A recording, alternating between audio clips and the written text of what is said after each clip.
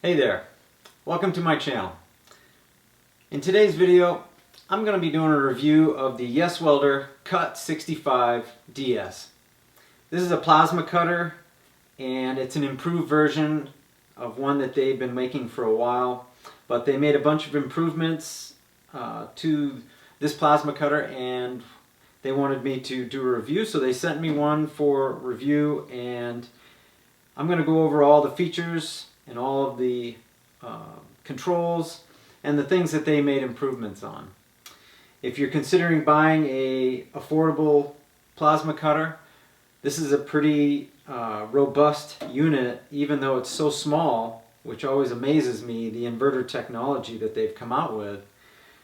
There's a lot of power in this little box for cutting steel, especially for the home shop. So let's get to it, and I'll show you some of the great features of this plasma cutter. I'll go over what it comes with in the package. That way you can make an informed decision and see if this is a unit that's something you might want for your shop. Alright, first let's go over what this comes with. It comes with a plasma torch that's all set up. You don't have to do anything. The only thing that isn't installed is the standoff ring. So that, all you have to do is get it out of the package, put it on, hook it up. There's very simple hookup. You hook up the one little plug for the trigger. You hook up the red wire to the red fitting on the front, and then you hook up your gas and main power right here. And so it's just those three connections. It's really not hard to set up for the torch. You got one more fitting here, which is black, which is for ground, and it does come obviously with a ground clamp. It comes with a very easy to understand manual. It's full color, big illustrations, very easy to understand. I went through it and I was very impressed with how simple and easy it is and accurate for the setup and function of this machine. It's refreshing to see a manual that's very clear in the English language from an import machine. And so I have to give YesWelder a lot of credit for their work on a very extensive, easy to understand manual. It does come with a power adapter as well. This unit will run on 220, which is what it's set up for with the main plug. And then it also comes with an adapter. You plug your main cord into this, and you can just plug it into a regular outlet and use it with 110. It's a 65 amp plasma cutter, and it surprisingly can still do 45 amps on 110 volts. So that's still quite a bit of power out of this little unit just on 110 volts if you're just running it in your garage. It does come with a small wrench. That is for changing out your consumables for your tips. So that's about it. There's really not a lot. It does come with an air hose, a clear coil of air hose. That's probably not going to be something that people in America are going to be using. Most of us have quick change air hoses that we're going to attach to it, and so it does come with a small push fitting attached to the back. So it took about 5 seconds with the crescent wrench to take off that fitting and just screw on my appropriate air fitting that fits my air hoses. So just know that you will have to put an air fitting on the back to hook it up to your air hose, whatever size that you use, with your setup. One of the main things that is a big change for their plasma cutters is it used to be the regulator for the air would come in the box and you had to hook up a bracket and all that, but they've simplified this so much is they've integrated the bracket for the air regulator right into the outer housing. And so it comes all set up. All you have to do is put on your air fitting, hook up your air, hook up your torch, and you're off and running to go plasma cut. That's a big change, and it's something that I think it's much more stable. I have the Cut65 that I've had for a few years. It's a great plasma cutter. I love it. I've used it a bunch, cutting lots and lots of steel over the years. But I do like this setup because it simplifies it. It's less work you have to do. You basically take this out of the box, hook up your torch, hook up your ground, plug in your air, and you're off and going. Alright, let's go over the controls, because that is one of the things that I really do like since they've set this up. Alright, so one of the things that I like about this new design is they've gone with a completely digital interface. It's a great improvement. It makes it so much nicer because when you turn it on, you only have two things. You have air pressure on this side and your amperage on this side. I'll turn it on so we can see and take a look and see what a nice, large, clear display this thing has. You can see right now that I've got it set at 52 amps, and your dial just automatically goes right for the amperage adjustment. If you want to change your post flow for cooling after the cut, you just press this button for post flow. Right now I have it set at 10 seconds. It automatically goes back to your amperage. Over here we have, right now it's saying error because I don't have any air hooked up to it, but this is your air pressure.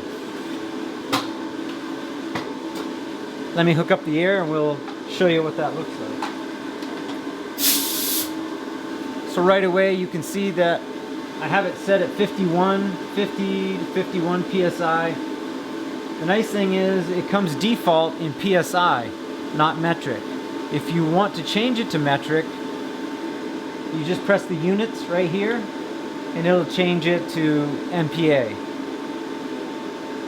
But it comes standard set at PSI. And so whenever you change your regulator in the back, it directly reads out here on the front.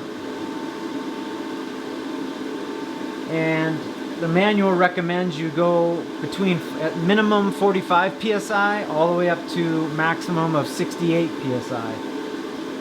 So you can see it direct reads right on the front of the screen. It tells you, since I'm hooked up to 220 volts, that it automatically senses it. And I have it set on 2T for the trigger, which means you press the trigger, it cuts, you let go, it stops. You can change the mode over to 4T if you want that method, but we're going to leave it on 2T because that's what I usually use for plasma cutting. The 220 will change if you hook it up to 110 volts. It automatically senses it, and honestly, that's it right there.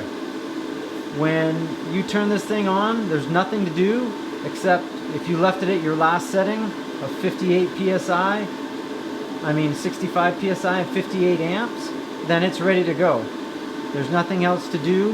When you turn it off, you turn it back on, you're ready to cut again. It's a very simple machine. There's no learning curve whatsoever. You just plug it in, start it up, and hook up your ground and start cutting with your torch. Alright, let's get it set up and I'll show you doing some cuts. I have some steel plate and I'll show this thing in action. Alright, so I've got some 1/4 inch hot rolled steel. A big plate I've got, but it's got some jagged edges, so I'm going to make a cut across here and just clean this up a little bit, and we'll see how it cuts on 1/4 inch steel.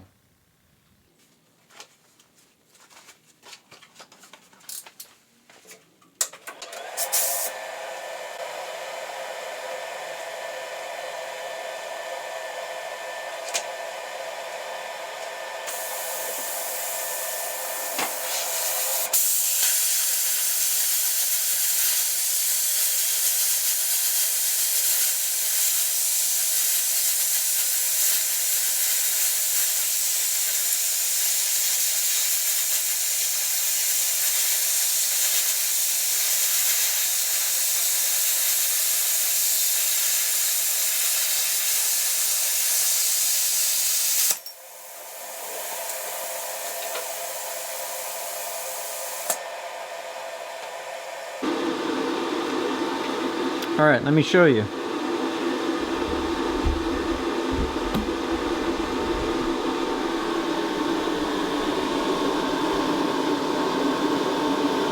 It's a nice clean cut.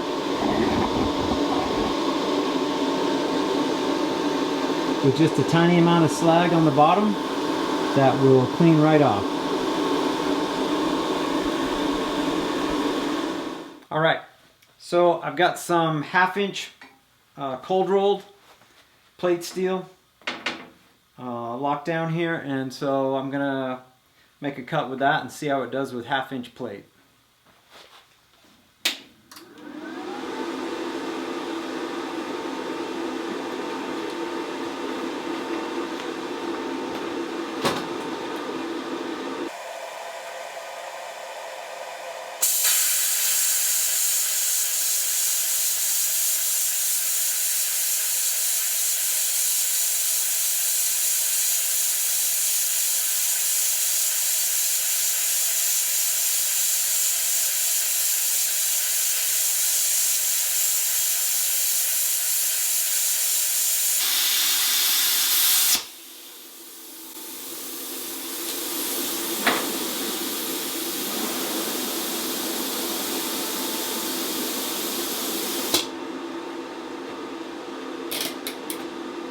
All right, let me zoom in so you can see that cut.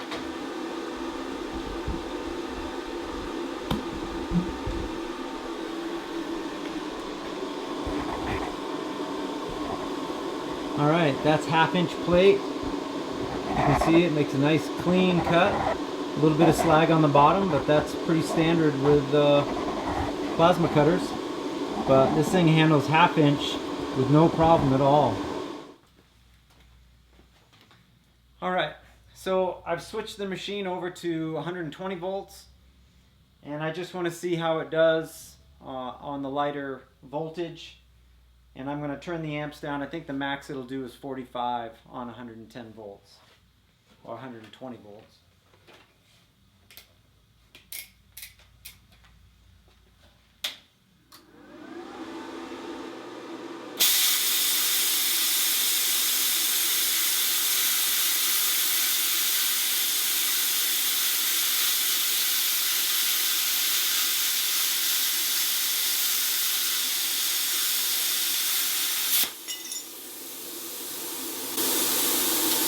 All right.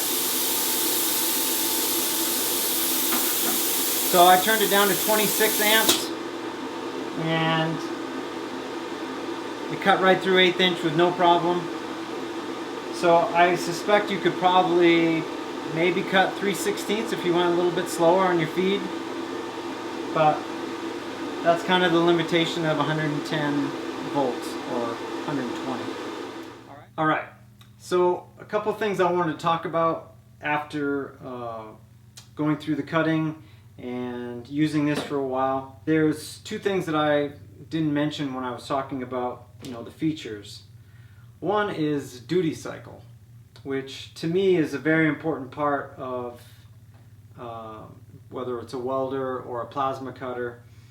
If something has a very low duty cycle, it can be really annoying because you cut for a little while and then it shuts down at maximum amperage.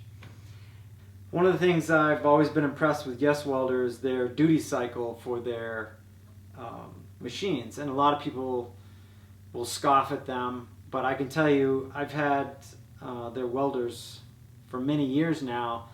Their machines aren't overrated, and if they were, I would have set them off a lot longer, because a lot of times I'm welding at maximum or cutting at maximum amperage for long periods of time.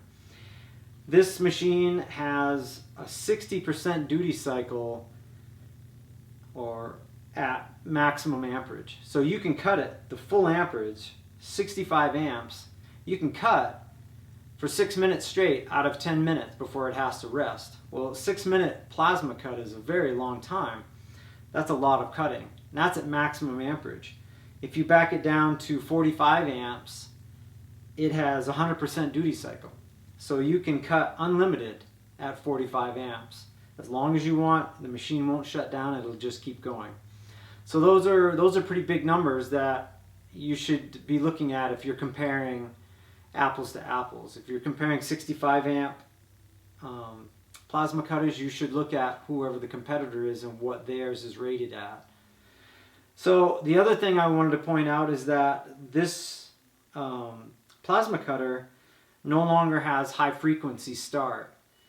And why that's important is that high frequency start plasma cutters can't be used with CNC plasma tables.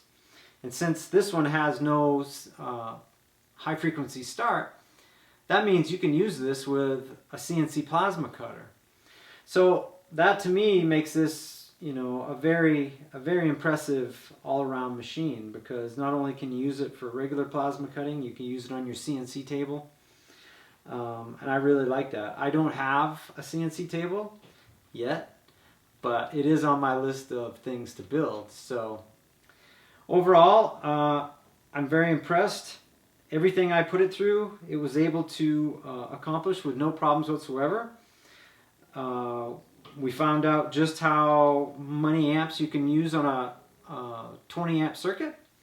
If you're looking to run it with 110 or 120 volts, that should give you an idea of what you can cut. I think you can cut 1/8 inch with no problem, because I did. But I think you could also, if you just cut a little bit slower, you could cut 3/16. You could probably cut even 1/4 inch, but you'd have to go pretty slow at 26 amps.